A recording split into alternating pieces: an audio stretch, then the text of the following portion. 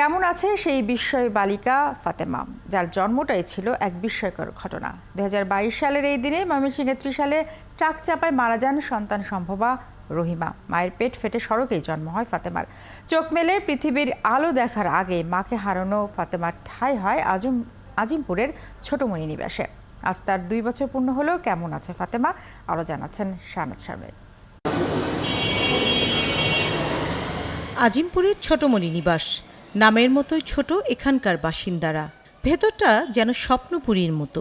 আমাদের কি তা স্বপ্নপুরী সাথে মতেল ফুল ফুলি ফুল ফুলি লাল ফুলি সবার সাথে পাপ আটার গাছে দুটা পাখি ডালিম গাছে মুখ এত দেখি কথা কম না কেন।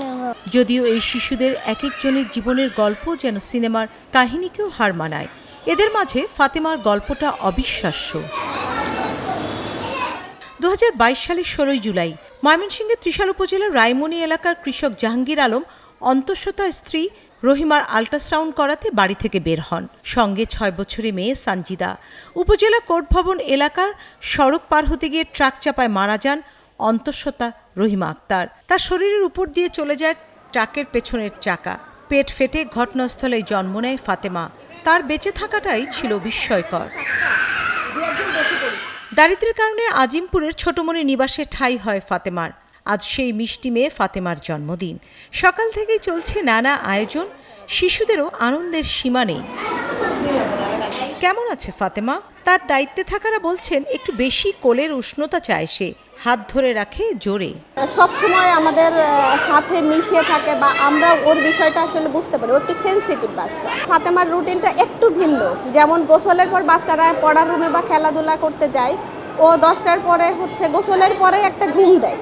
ঘুম দিয়ে 12টা 12:30টায় উঠে 1 লিটার দুধ খায় এবং 1টার সময় আবার বাচ্চাদের সাথে ভাত খেয়ে দুপুরে আবার ঘুমায় যায় বাচ্চাদের সাথে। আসলে ও তো ছোটোবেলা থেকে আমাদেরকেই দেখছে, আমাদের দেখেই বড় হওয়া। তো হঠাৎ করে বাইরের অচেনা মানুষ দেখলে ও একটু নার্ভাস হয়ে যায়, যেতে চায় না, একটু আমাদের কাছে তখন ভিড়ে যায়, আমাদের কোলটা খোঁজে, আমাদের সান্নিধ্য খোঁজে। যে বাইরের অচেনা মানুষ দেখলে তার একটু ভয়টা কাজ করে। ফাতেমার জন্ম বেঁচে থাকা দেশব্যাপী আলোড়ন তুলেছিল।